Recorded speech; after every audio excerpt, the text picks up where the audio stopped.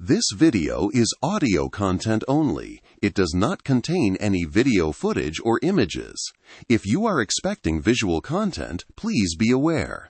This is intentionally provided in an audio-only format. We recommend listening to the audio rather than watching the screen. Thank you for your understanding. Welcome. Today, we explore the remarkable life of Jiddu Krishnamurti, the man who was groomed to be a world messiah but chose to dismantle the throne built for him. This narration follows his journey from a quiet boy in India to a radical philosopher who dissolved a global religious institution.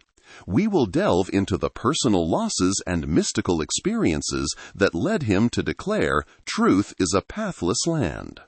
Join us as we examine his enduring legacy and his challenge to find freedom beyond the walls of organized belief. Chapter 1. The Discovery of the Hollow Vessel.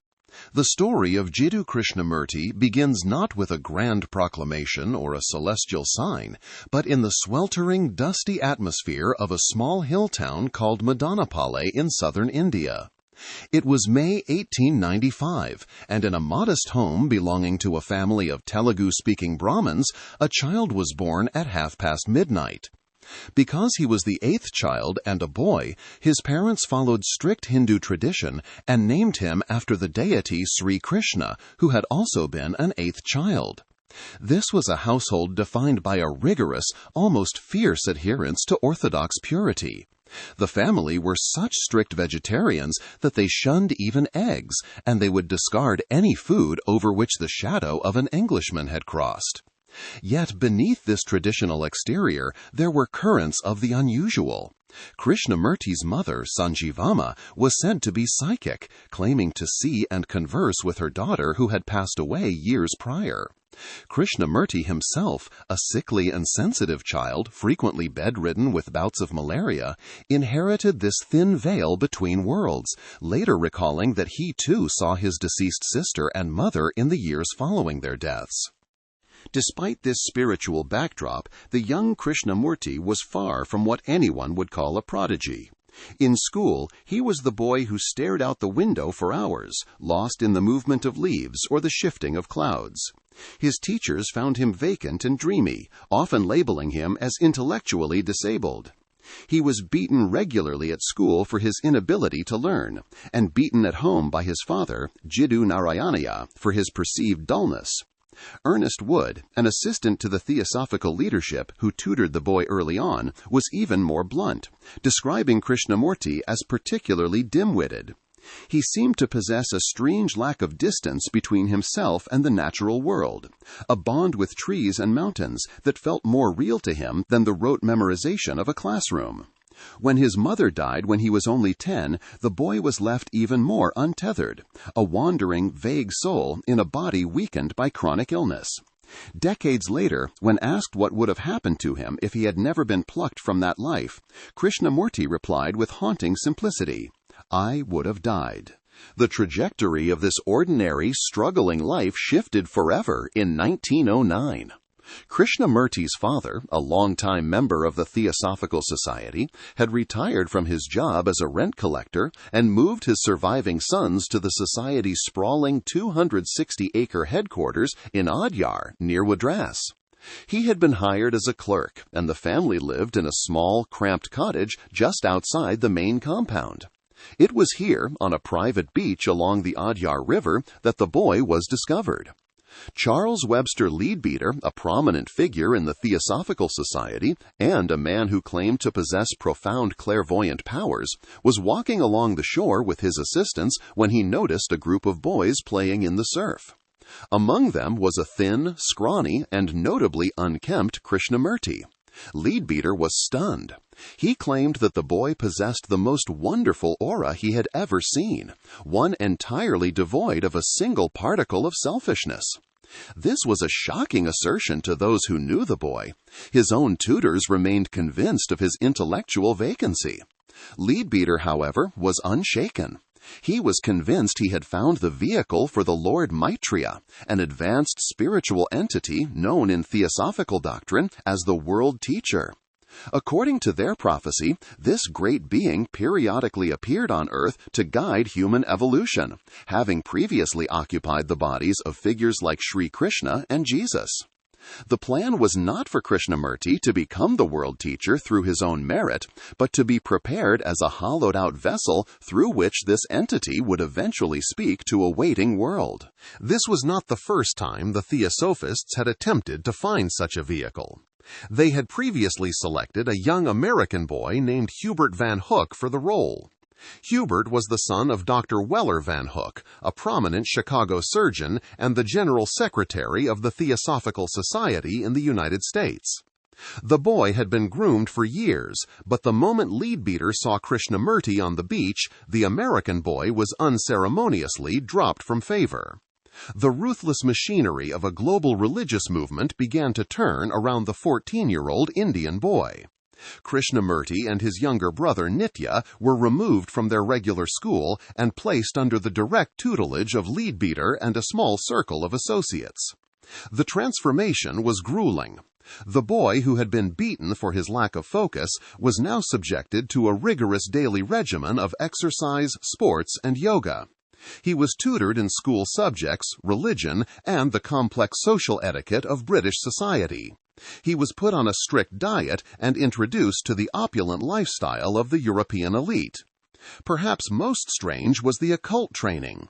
Leadbeater claimed that every night he would take Krishnamurti in his astral body to the home of a master in Tibet, specifically the master Kuthumi, for spiritual instruction. From these reputed nighttime visions, the young Krishnamurti produced his first book, titled At the Feet of the Master. Though its actual authorship has been debated for decades, it was published under the pseudonym Alcyone and became a cornerstone of theosophical literature, presenting a simplified version of the path to spiritual attainment. As the boy was being polished into a messiah, his father began to feel the loss of his parental influence. The swirl of attention around his son, led by the charismatic and powerful Annie Besant, the president of the Theosophical Society, pushed Narayaniya into the background. Besant had developed a profound bond with Krishnamurti, seeing herself as his surrogate mother, a role the boy accepted with a quiet, subservient obedience. By 1912, the situation devolved into a bitter legal battle. Narayaniya sued Besant to annul her legal guardianship of his sons, driven in part by the dark reputation of Leadbeater. Leadbeater had been forced to resign from the society in 1906 following scandalous allegations regarding his instruction of young boys, which included advising them on masturbation. This history made the father's desperation to reclaim his sons feel grounded in a very real fear of the men surrounding them. The case dragged through the Indian courts, and for a time it looked as though the boys might be returned. However, Besant eventually won an appeal to the Privy Council in London. The judges ruled that the boys, who were by then nearing adulthood, should be consulted on their own welfare. Having grown deeply attached to Besant and the mission laid out for them, the brothers chose to remain with her. During this period of intense grooming, Krishnamurti's internal state was one of profound passivity. Looking back on this time late in his life, he described himself as a vessel with a large hole in it. Whatever was put in simply went through, and nothing remained. He said he was vague, uncertain, and woolly. He often remarked that no thoughts entered his mind during those years. He was simply watching and listening, a witness to the extraordinary theater being built around him. He would do whatever was asked of him, displaying a kind of detachment that the Theosists interpreted as a sign of his advanced spiritual state. This element of subservience was a defining trait of his youth. As the sources note, the boy had always said, "I will do whatever you want." In 1911, the institutionalization of his destiny was formalized with the creation of the Order of the Star in the East. This was a worldwide organization specifically designed to prepare the public for the coming. Krishnamurti was named its head. Membership was open to anyone who accepted the doctrine of the world teacher's imminent arrival. The order grew rapidly, eventually boasting tens of thousands of members across the globe. Krishnamurti was now the centerpiece of a movement that owned land, published magazines, and held massive international gatherings. He was no longer a private citizen. He was a symbol, a property of the prophecy.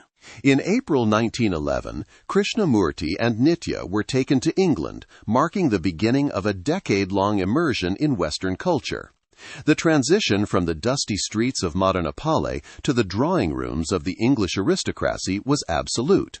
He was dressed in the finest clothes, taught to speak and write a polished, cosmopolitan English, and introduced to the great intellectual works of the West. Despite the best efforts of his tutors, however, the academic struggles of his childhood persisted. He failed his entrance examinations for both Oxford and London University multiple times. This stood in sharp contrast to his brother Nitya, who was considered extremely bright and passed his law exams with honors. Krishnamurti was not a scholar in the traditional sense, yet he possessed an innate personal magnetism. Observers noted that he had an otherworldly, almost beatific detachment. He wasn't warm in a physical sense, but he inspired a profound veneration in those who met him. As he traveled through England, France, and the Netherlands, giving speeches to the members of the Order of the Star, a public image was carefully cultivated. He was meant to be the perfect blend of East and West, sober, cosmopolitan, and detached from worldly desires. He began to acquire personal financial independence through the support of wealthy benefactors, such as Mary Melissa Hoadley Dodge, an American heiress who provided for the brothers' needs. This allowed them to live a life of high society luxury, attending the theater and the opera, and moving in circles that included writers and philosophers. Yet, beneath the well-polished exterior, the adolescent Krishnamurti was beginning to chafe. There were signs of emotional instability and a growing discomfort with the publicity that followed his every move. He expressed doubts about the future that had been prescribed for him, wondering if he could ever truly fulfill the role of the world teacher. He was a young man being told he was a god in waiting, yet he felt like a void. He was surrounded by devotees who hung on his every word, yet he often had nothing to say, describing his mind as a place where thought, with its associations, never arose. His relationship with his brother Nitya became his primary anchor.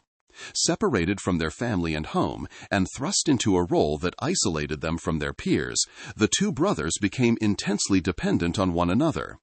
Nitya served as the organizing secretary of the Order of the Star, managing the practicalities of the movement, while Krishnamurti remained the silent, magnetic center. They were a team, navigating a world of high-stakes spirituality and occult politics that few could truly understand. By the early 1920s, the expectations surrounding Krishnamurti were reaching a fever pitch.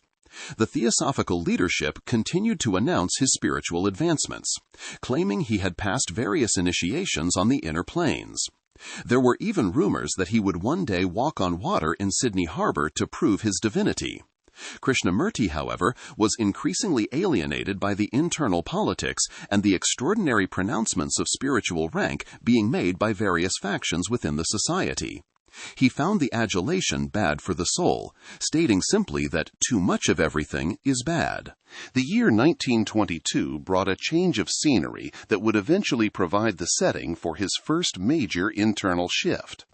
Nitya had been diagnosed with tuberculosis, and it was decided that the brothers should move to the Ojai Valley in California, where the dry, warm climate was thought to be beneficial for his health. They moved into a small cottage surrounded by orange groves and pepper trees, largely free from the immediate supervision of their theosophical minders.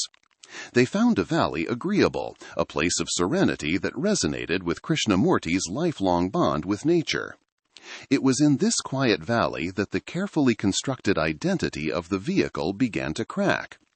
The Theosophical Society had spent over a decade preparing the vessel, polishing the exterior, and defining the doctrine. They had created a global organization and convinced thousands of people that a new era of human evolution was about to begin through this one young man. They had taught him how to speak, how to dress, and how to meditate. They had told him who he was and what he was destined to do. But as Krishnamurti sat under the trees in Ojai, far from the headquarters in Adyar, the silence he had carried within him since childhood began to change its quality. The grooming was complete, the stage was set, and the global Messiah was ready to be presented to the world. While the Theosophical leadership looked toward the 1925 Jubilee Convention as the moment of his ultimate revelation, the true disruption began much earlier and much more quietly. The empty vessel was no longer just waiting to be filled by a prophesied entity. It was beginning to experience a transformation that no one in the Theosophical Society had predicted.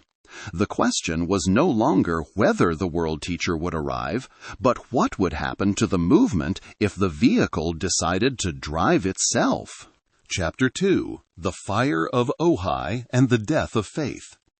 By 1922, the world saw Jiddu Krishnamurti as a polished, if somewhat silent, icon of a burgeoning global movement. He had been dressed in Western suits, tutored by the finest minds the Theosophical Society could hire, and presented to thousands as the vessel for a coming divinity. But the internal reality of the young man was far more turbulent and physically harrowing than the beatific image on the posters suggested. The boy who had once described himself as a vessel with a hole in it, a passive, woolly recipient of others' ideas, was beginning to undergo a transformation that would eventually shatter the vessel entirely. This transition into a radical spiritual rebel was forged in the crucible of intense, unexplained physical agony and a devastating personal loss that exposed the fallibility of the very masters he had been taught to revere. The setting for this transformation was the Ojai Valley in California. In August 1922, Krishnamurti and his brother Nitya moved to a small cottage in this secluded, sun-drenched valley, primarily to seek relief for Nitya's worsening tuberculosis. For the first time in over a decade, the brothers were largely free from the immediate, stifling supervision of their theosophical minders. They were accompanied by a young American woman named Rosalind Williams, who became a close confidant to both. It was here, amidst the orange groves and the scent of sagebrush, that Krishnamurti began to undergo a series of terrifying and ecstatic episodes that he and his circle simply called the process. It began on the evening of August 17th. Krishnamurti complained of a sharp, piercing pain at the nape of his neck. Within hours, the discomfort escalated into a full-scale physical crisis. Those who witnessed it described a man in the throes of what looked like a violent illness or a neurological storm. He lost his appetite, became hypersensitive to sound and touch, and began to lapse into delirious ramblings. At times, he seemed to regress into a childlike state, calling out for his long-dead mother and even mistaking Rosalind for her. To an outside observer, it might have looked like a breakdown or a severe malarial relapse. But to Krishnamurti, it was the beginning of a profound internal restructuring. He later recounted that while his body was racked with pain and appeared unconscious to others, he was actually intensely aware of his surroundings. He felt as though his consciousness was expanding, stretching beyond the limits of his skin. On the third night, the agony reached a crescendo. He felt he was suffocating, and he asked to be taken outside to sit under a large pepper tree in the garden. As he sat there in the cool night air, the physical pain suddenly gave way to a mystical experience that would redefine his perception of reality. He described a sensation of leaving his body entirely, looking down at himself sitting beneath the delicate leaves of the tree. In this state, he felt a profound sense of union with everything around him, the trees, the mountains, the very air. He emerged from this ordeal God-intoxicated, writing of the experience with a poetic fervor that was entirely new to him. "I have drunk at the clear and pure waters, and my thirst was appeased. I have seen the light. I have drunk of the fountain of joy and eternal beauty." This was no longer the vague boy of Adyar. He now described himself as a crystal vase, a jar that has been cleaned, a metaphor that stood in stark contrast to the hollow vessel of his youth. He was no longer just waiting to be filled. He felt he had become the source itself. However, it is vital to distinguish between what Krishnamurti called the process and what he called the otherness. The process was the physical manifestation, the nightly bouts of pain in his head and spine, the seizures and the fainting. The otherness, or the benediction, was the state of sacredness that remained after the pain subsided. It was a power that would suddenly fill a room, heightening his sensitivity to the point where a single blade of grass seemed to contain the entire spectrum of color. This was not a practiced meditation or a chosen discipline. It was an involuntary, overwhelming force that seemed to be dismantling his psychological structure from the inside out. Even when the physical agony of the process eventually faded into the background of his life, the otherness remained a constant, unmediated presence. While Krishnamurti was navigating this internal landscape of fire and light, his external world was being held together by his brother, Nitya. Nitya was more than just a sibling. He was Krishnamurti's last surviving link to his childhood, his intellectual anchor, and his only true best friend. Nitya was the only person in the world with whom Krishnamurti could talk openly and without the burden of his messianic role. As Krishnamurti's health and mental state became increasingly unpredictable due to the process, Nitya managed the practicalities of their lives and the expectations of the Order of the Star. But Nitya's own health was failing. The tuberculosis was relentless, and his bouts of coughing and fever became a constant source of anxiety. The leadership of the Theosophical Society, particularly Annie Besant and C.W. Leadbeater, were well aware of Nitya's condition. They interpreted both the process and Nitya's illness through their own occult lens, viewing Krishnamurti's suffering as a sign of his rapid advancement toward full messianic overshadowing. Crucially, they provided Krishnamurti with repeated, solemn assurances that Nitya would not be allowed to die.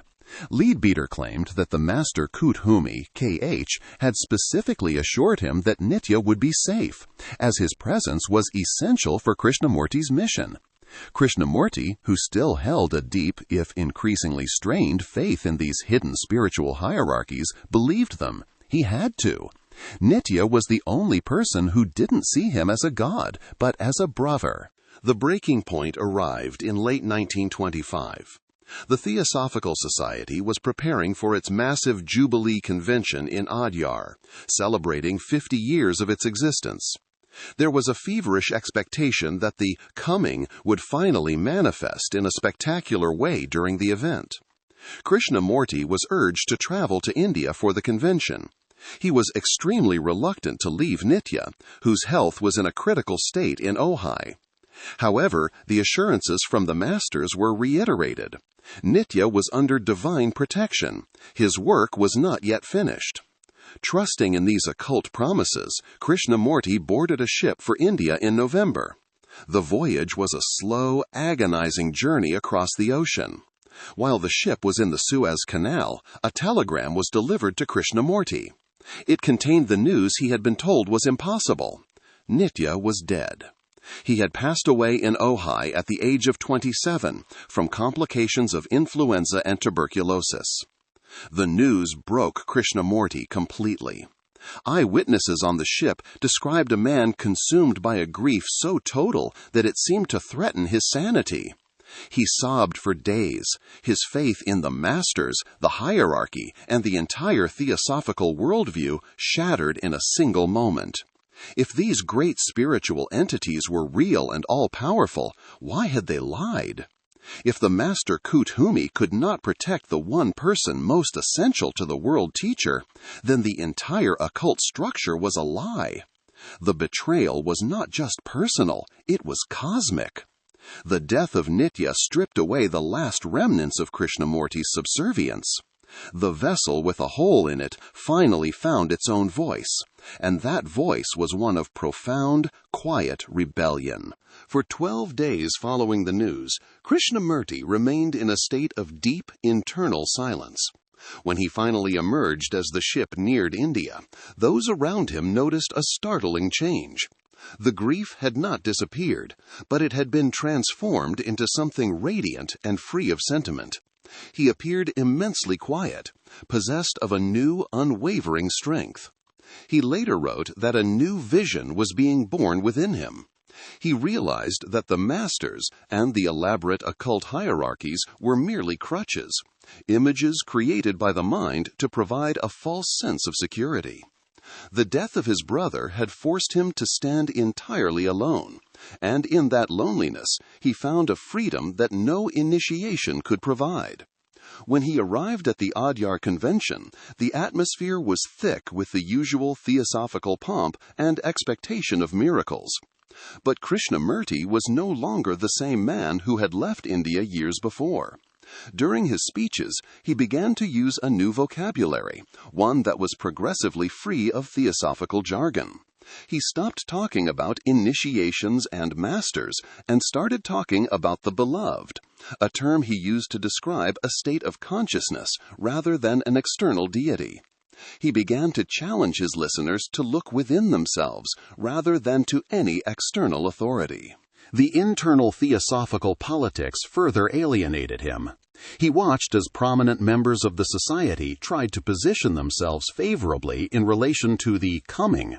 Disputes broke out over who was more spiritually advanced, and the organization became a theater of ego and ambition. To Krishnamurti, who was still undergoing the physical and psychological purges of the process, this all seemed trivial and absurd.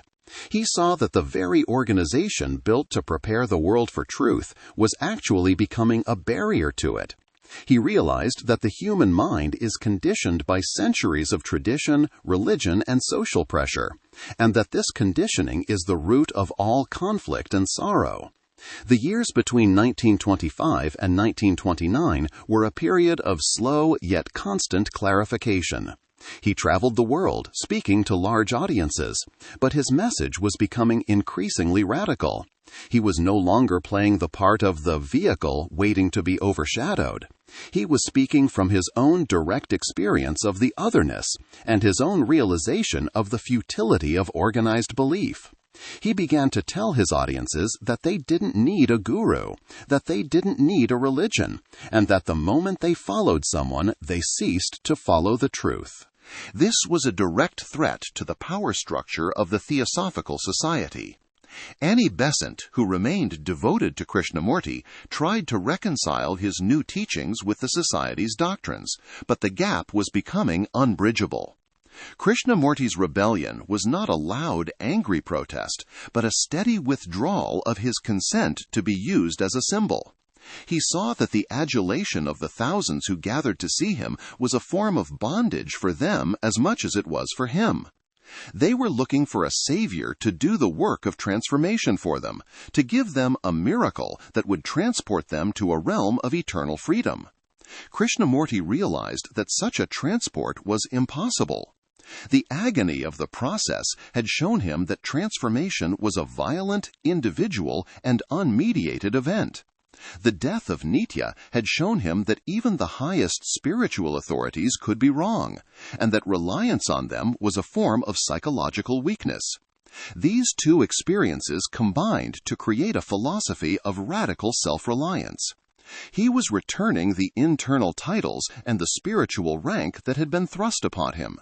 He was choosing to walk alone, not as a world teacher, but as a man who had realized that the teacher and the taught are one and the same. The shattering of his faith had left him with something far more potent than a doctrine, a direct, unmediated contact with what he called the sacred. He had seen that the masters were just more images in the gallery of the mind, and that the only true revolution was a psychological one that happened within the individual, far away from the ceremonies and hierarchies of organized religion. He had set himself free from the theosophical cage, but he was still the head of the Order of the Star, an organization with 40,000 members and immense wealth. The internal rebellion was complete, but the external collision was now inevitable. The question was no longer if he would speak his truth, but how the world would react when he finally moved to dismantle the throne they had built for him. Chapter 3. The Pathless Land. Dissolving the Throne. The morning of August 3, 1929, in the small town of Amman in the Netherlands, began with an atmosphere of electric anticipation. For nearly 2 decades, the members of the Order of the Star in the East had lived for this moment. They had built their lives around a single shimmering promise, that the world teacher was coming, and that the young man standing before them, Jiddu Krishnamurti, was his chosen vehicle. There were 3,000 people gathered at the annual Star Camp, representing a global membership of over 40,000. They had traveled from every corner of the earth, many of them having sacrificed careers, family stability, and personal fortunes to support the mission of the Theosophical Society. They were ready for a new revelation, a new set of laws, perhaps even a new religion that would finally bring order to a world still reeling from the scars of the First World War. The organization they served had deep roots in the occult ambitions of the Theosophical leadership.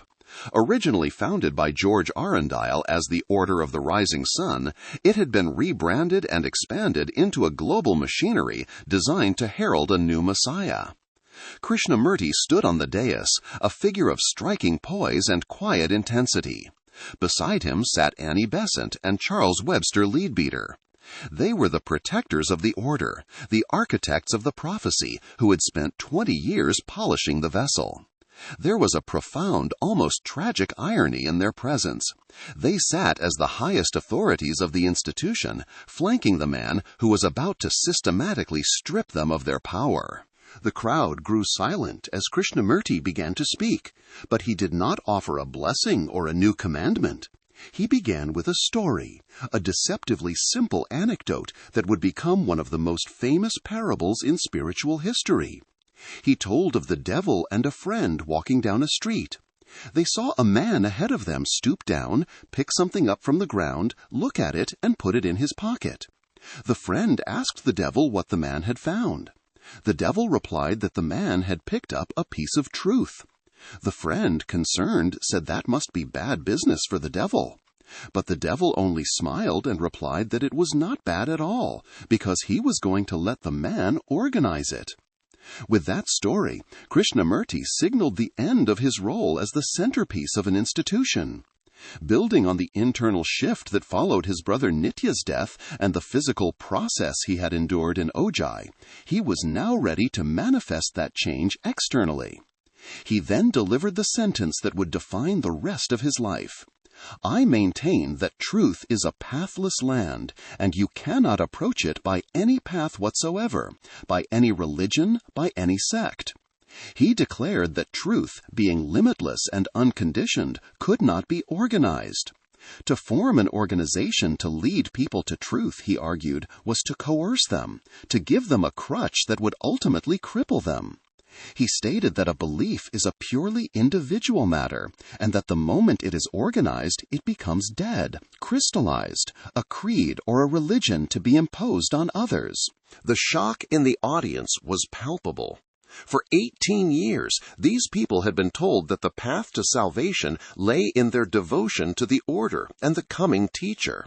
Now, that very teacher was telling them that their preparation was a barrier, that their badges and rituals were trivialities, and that their organizations were cages. He spoke with a new, uncompromising authority, telling them that truth is narrowed down and made a plaything for those who are weak, for those who are only momentarily discontented. Krishnamurti was not just resigning his position. He was dismantling the entire psychological and structural framework that had been built around him since he was a boy of 14. He told them bluntly that he did not want followers, for the moment you follow someone, you cease to follow truth. This rejection extended beyond the world teacher role to the very heart of the religious identities the theosists had crafted for him. He had previously been made a priest of the Bharata Samaj, a reformed Hindu ritual intended to blend ancient tradition with the new era.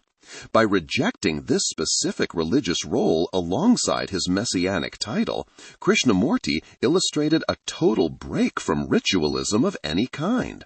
He was refusing to be a priest, a savior, or a bridge to the divine. This was the Great Renunciation.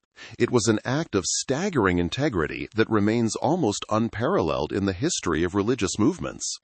Usually, when a charismatic leader gains a massive following, the institution grows to protect that power. Krishnamurti did the opposite. He dissolved the Order of the Star entirely.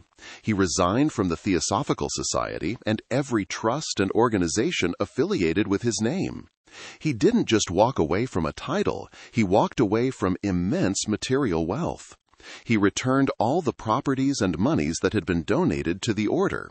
This included Castle Eerd in the Netherlands and 5,000 acres of surrounding parkland, which had been gifted by a wealthy Dutch benefactor, Baron Philip van Pallandt. The legal offloading of this wealth was a multi-year process, culminating on March 26, 1931, when the deed of transfer for Castle Eerd was officially signed, returning the estate to the Baron. He chose to enter his middle years with no institutional backing, no guaranteed income, and no official status. The fallout was immediate and chaotic. Within the Theosophical Society, the reaction ranged from heartbroken devotion to bitter resentment. Charles Webster Leadbeater was in Sydney when he received the news of the dissolution. Devastated and unable to reconcile Krishnamurti's radical independence with the occult blueprints he had spent his life drawing, he famously remarked that the coming had gone wrong. Many prominent theosophists turned against Krishnamurti, viewing his rejection of the masters and the spiritual hierarchy as a betrayal of his destiny. They had spent 20 years polishing a mirror, only to have the mirror tell them that their own reflections were the problem. Annie Besant's reaction was more complex. Though she was the primary promoter of the World Teacher Project, her love for Krishnamurti was so profound that she remained devoted to him even as he shattered her life's work. She sat through his dissolution speech with a quiet dignity, and though she was bewildered by his new direction, she never publicly denounced him. She attempted to maintain the impossible position that Krishnamurti was indeed the world teacher, even if the world teacher was now saying there was no such thing as a world teacher. In his speech, Krishnamurti addressed the fear that many felt about the future. He asked them what they would do now that the organization was gone. He noted that they would likely try to form new orders, find new gurus, and build new cages. But he remained steadfast in his purpose, to set man absolutely, unconditionally free. He argued that truth cannot be brought down to the individual.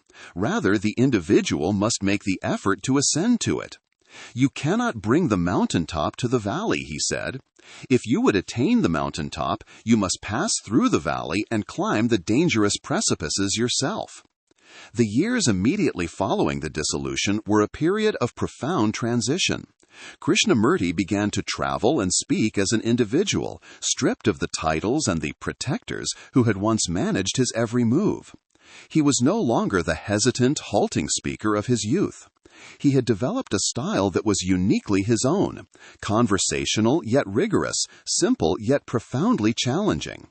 He would sit on a platform and invite his audience to explore together the nature of the human mind. He didn't want to be their guru. He wanted to be a mirror in which they could see their own conditioning. The institutional bond with the Theosophical Society remained a lingering shadow until 1933. While Krishnamurti had legally and rhetorically severed his ties, his personal connection to Annie Besant remained the final thread connecting him to his past. As her health declined, the society she led began to fracture, unable to sustain the weight of the failed prophecy. When Besant died in September 1933, the final severing of his ties to Adyar was complete. The woman who had been his surrogate mother and his most ardent believer was gone, and with her the last vestige of the world that had claimed to own his soul. Krishnamurti was now truly alone on the public stage. He had stepped off the pedestal of the world teacher and into the pathless land of direct experience. He had challenged the world to give up the crutches of organized belief and face the immense mystery of existence with a mind that was silent, alert, and entirely alone. But as he began this new chapter of his life, a daunting question remained.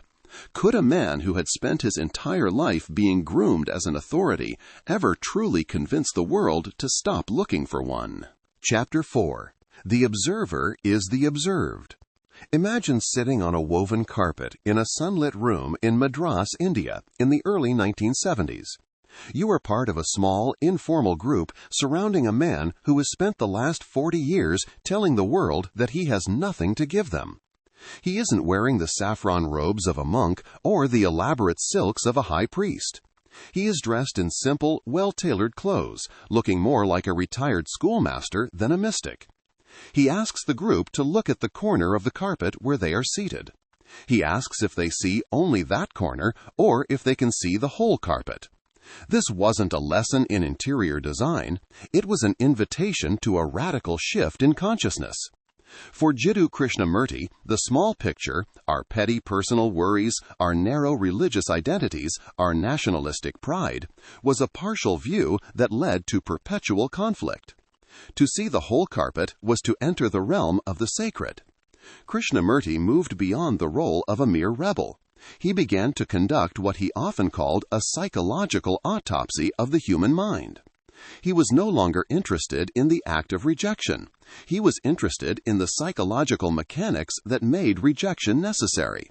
He became a relentless deconstructor of the guru-disciple relationship, viewing it not as a sacred bond, but as a form of exploitation and psychological dependency. He famously insisted, "I am nobody. It is as simple as that. I am nobody. But what is important is who you are, what you are." This wasn't false modesty. It was a foundational pillar of his philosophy. If there is no somebody on the platform, there can be no follower in the audience. At the heart of this deconstruction was his most profound and difficult realization: the observer is the observed. To Krishnamurti, the division we maintain between the thinker and the thought, or the experiencer and the experience, is a sophisticated illusion created by the mind to give itself a sense of continuity and control. We like to believe there is a central I that manages our thoughts, judges our feelings, and decides which desires to pursue. Krishnamurti argued that this I is actually nothing more than the bundle of those very thoughts and memories.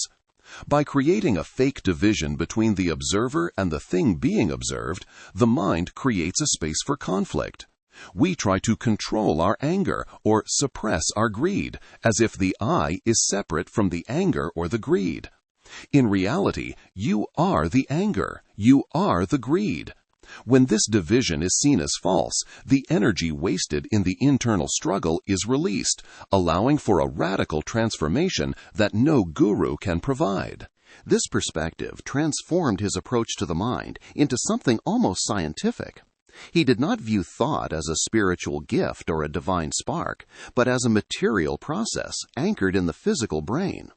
Drawing on his observations of his own mind and his later dialogues with scientists, he argued that thought is always a response of memory. Memory is the accumulation of experience, which is stored in the brain cells as matter. Therefore, thought is a material movement.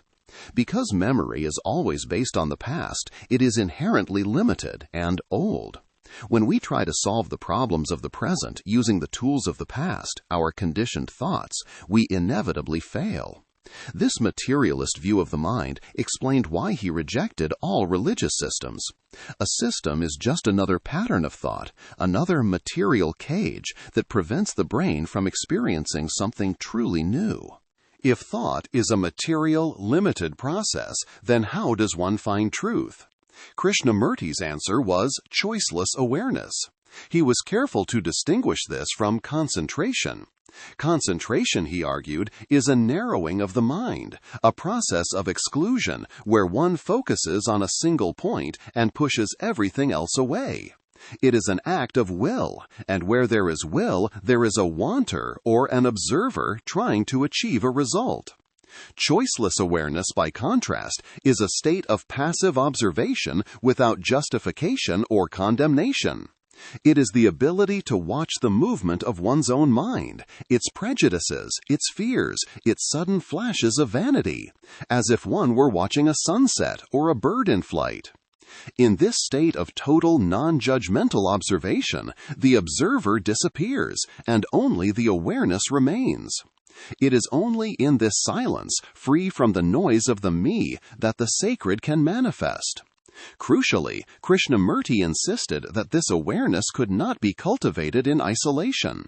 He rejected the idea of the mountain-dwelling ascetic as much as he rejected the organized priest. Instead, he pointed to the mirror of relationship. He argued that we only truly know ourselves when we are in contact with people, things, and nature. Our reactions to a spouse, a colleague, or even a stranger on the street reveal our conditioning more clearly than any meditation technique. Relationship is the laboratory of self-knowledge. If you are irritated by someone, the irritation is not out there in the other person, it is a movement within your own conditioned mind. To use the relationship as a mirror is to see what is without the distortion of who we think we should be. This psychological autopsy extended to the very roots of human violence. Krishnamurti provided a direct, uncompromising link between religious identity and global conflict. He argued that the moment you call yourself a Muslim, a Christian, a Hindu, or a Buddhist, you are being violent. By identifying with a particular group, you are inherently creating a division between us and them. This division, fueled by the desire for psychological security within a tribe, is the source of all war. Organized religion, with its dogmas, rituals, and exclusive claims to truth, was, in his eyes, a primary driver of this fragmentation. To truly reject violence, one had to reject the very labels that provide the ego with a sense of belonging. While he was articulating this radical philosophy of the ending of the self, his own body remained a site of intense, unexplained activity. Even decades after the initial episodes in Ojai, he continued to undergo an internal transformation. He spoke of this as a physical alteration of the brain cells, a necessary clearing of the material rubbish of memory to allow for a different kind of intelligence to operate. He was, in effect, a living laboratory for his own theories. He was describing the ending of the me while his own physical organism was undergoing what he perceived as a biological shift. This created a strange tension in his presence. He was a man who claimed to be nobody, yet he possessed a staggering authority of being. He was a man who rejected the role of the guru, yet thousands looked to him for guidance on how to live. He dealt with this by constantly turning the focus back on the listener. If someone asked for a method to achieve awareness, he would point out that the desire for a method was just the mind seeking a new form of security. He refused to provide a bridge to the otherness, insisting that each individual must be their own teacher and their own disciple. By deconstructing the guru, Krishnamurti was not just attacking a religious office, he was attacking the human tendency to seek authority outside of oneself. He saw that the guru-disciple relationship was built on a foundation of fear, the fear of being alone, the fear of not knowing, the fear of death. By promising a path to salvation, the guru provides a temporary relief from this fear, but in doing so, he prevents the individual from ever truly facing it.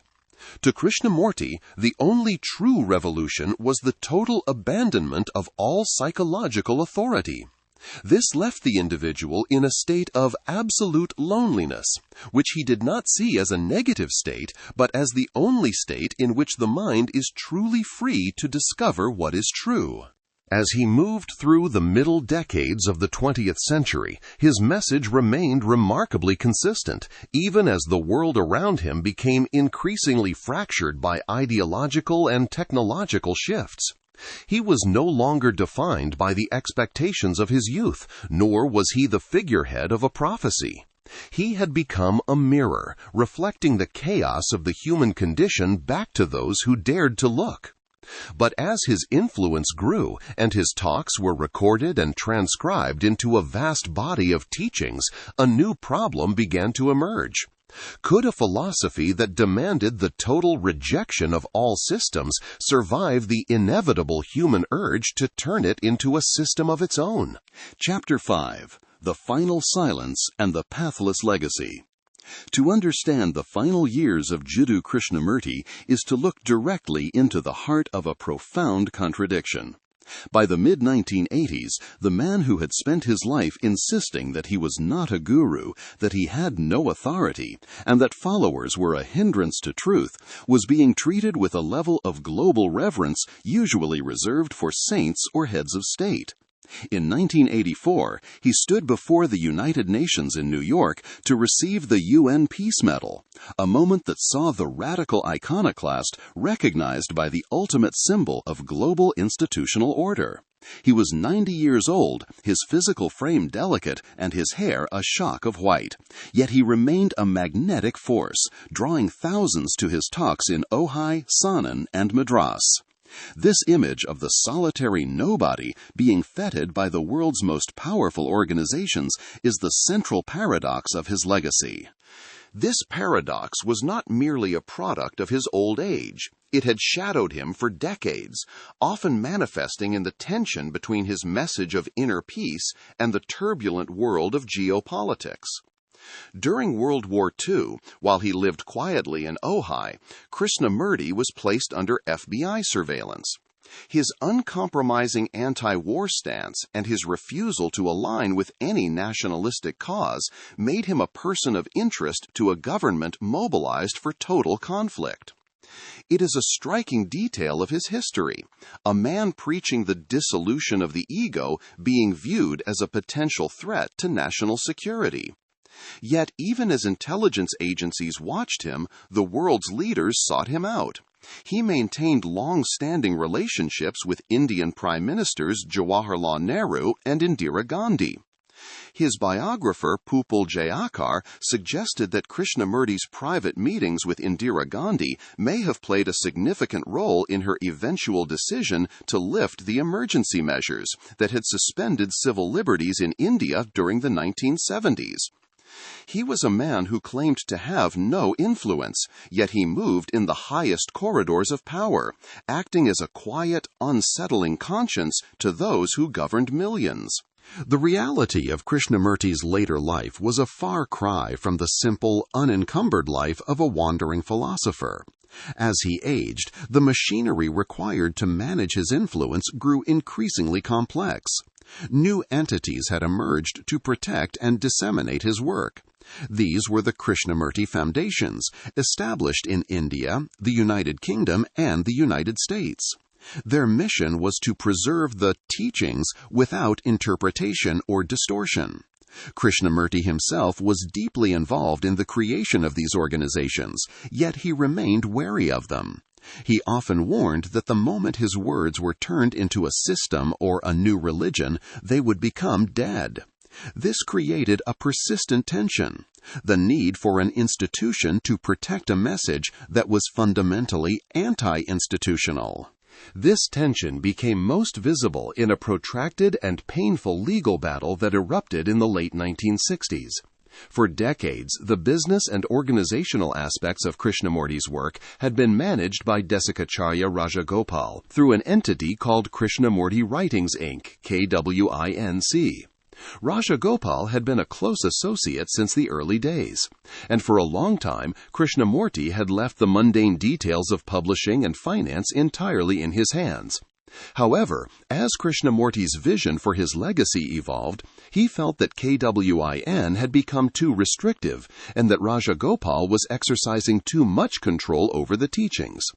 The resulting split led to a series of lawsuits to recover the assets and copyrights for the newly formed foundations. It was a messy, very human conflict that stood in stark contrast to the serene philosophy he preached. To his critics, the legal maneuvering was proof that even a pathless land requires a fence. To his supporters, it was a necessary defense against the ownership of truth. Adding another layer of complexity to this period was the revelation, decades later, of Krishnamurti's private life. In her book Lives in the Shadow with J. Krishnamurti, Radha Rajagopal Sloss, the daughter of his former manager, revealed that Krishnamurti had been involved in a 25-year clandestine affair with her mother, Rosalind. This relationship, which began in the early 1930s and remained hidden from the public for most of his life, challenged the image of the celibate, otherworldly guru that many of his followers had projected onto him. While Krishnamurti never explicitly claimed to be a celibate monk, the secrecy of the affair and its impact on the Rajagopal family created a firestorm of debate. Did this personal history invalidate his message of total transparency, or did it merely humanize a man who had been burdened by the expectations of a messianic prophecy since he was a child? For those who saw him as a divine vehicle, the news was a shock. For those who followed his philosophy of looking at what is, it was perhaps the ultimate test of their own ability to observe without judgment. Despite these internal and external storms, Krishnamurti's primary focus remained on education. He believed that the only way to fundamentally change society was to change the way children were raised and taught. By the end of his life, he had founded nearly a dozen schools, including Rishi Valley in India, Brockwood Park in England, and Oak Grove in Ojai. These were intended to be laboratories for his philosophy, places where students and teachers could explore the nature of the mind together, free from the pressures of competition, nationalism, and religious dogma. He would visit these schools frequently, engaging in long, probing discussions with the students, often treating them as intellectual equals. He pushed them to understand their own fears and conditioning, arguing that academic excellence was useless if it was paired with a fragmented, violent psychological state. These schools remain perhaps the most tangible part of his legacy, attempting to implement a right education that balances technological proficiency with a religious spirit of inquiry. In his final decades, Krishnamurti also sought to bridge the gap between his spiritual insights and the world of modern science. This led to a series of famous dialogues with the theoretical physicist David Bohm. Bohm found in Krishnamurti a mind that perceived the nature of reality in a way that resonated with his own scientific theories. Together, they explored the possibility of a mutation in the brain cells themselves. They argued that human conflict was not merely a social problem, but the result of a network of thought that had become a biological habit. These dialogues, published in works like The Ending of Time, brought Krishnamurti's ideas to a new audience of scientists and psychologists, framing his insights as a form of inner science rather than mystical revelation. As he entered his 90s, Krishnamurti seemed to sense that his time was limited. In January 1986, he gave his final talk at Vasanta Vihar in Madras. He was 90 years old, and the intensity of his gaze remained undiminished even as his voice became a mere whisper. He was still undergoing the process, which he and Bohm had discussed as a physical mutation of the brain. In his final journal, Krishnamurti to himself, he described the otherness as being with him almost continuously, making a single blade of grass look intense, dazzling. He was delivering a final, passionate plea for humanity to wake up to the dangers of its own conditioning, linking global crises back to the inner fragmentation of the individual. In February 1986, Krishnamurti returned to his home in Ojai. He was diagnosed with pancreatic cancer, and it became clear that the end was near. In his final days, he made a series of startling statements that added a final mystery to his biography. Just a few days before his death, he told his close associates that nobody has understood what spirit or intelligence had passed through this body, and he insisted that after his death, no other such body or intelligence would be found for many hundreds of years. This seemed to be a rare moment where he acknowledged his own uniqueness, perhaps even hinting at the role he had spent 60 years downplaying. He was adamant that he should have no successor, no representative, and no one who would interpret his words. He wanted the foundations to simply be repositories, not centers of a new cult. He died on February 17, 1986, in the same quiet valley that had long served as his home and sanctuary. His remains were cremated, and his ashes were scattered in Ojai, India, and England by his close associates. This was a final symbolic act to fulfill his wish of not having a single sacred site or shrine. In the wake of his death, the Krishnamurti Foundations took on the monumental task of preserving his life's work. This has resulted in one of the most extensive archives of a 20th century thinker, comprising over 2,000 works in 4,580 publications and more than 20 million words of teachings.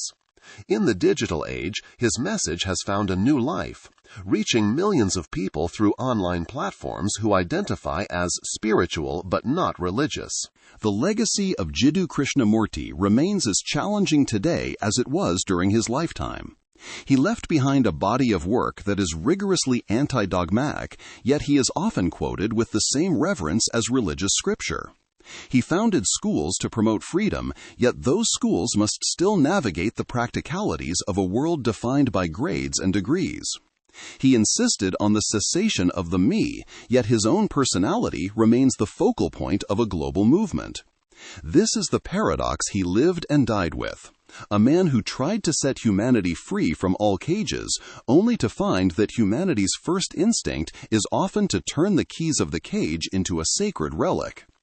As we look at the world today, defined by the same tribalism and ideological conflict that Krishnamurti spent 60 years deconstructing, his message of radical psychological transformation feels more urgent than ever. He argued that the crisis we face is not out there in the political or economic systems, but in here, in the very way we think and perceive. He left us with a question that persists long after the foundations have archived his final words and the schools have graduated their latest classes. If truth is indeed a pathless land, and if there are no gurus to lead us and no systems to save us, then what does it truly mean to stand alone? What happens to the human mind when it finally lets go of every crutch and faces the mystery of existence without a single image to protect it? Jiddu Krishnamurti's life was a journey from a hollow vessel to a source of radical clarity. By dismantling the throne built for him and declaring truth a pathless land, he challenged the very foundations of human dependency on authority. His legacy suggests that true spiritual revolution cannot be found in organizations, rituals, or gurus, but only through a profound individual transformation of the mind. He moved beyond the role of a messiah to become a mirror, reflecting our own conditioning back to us and insisting that we be our own light. His story reminds us that freedom is not an end goal to be achieved through a system, but a state of being that begins the moment we stop following. If truth has no path, perhaps the only way forward is to walk alone into the unknown.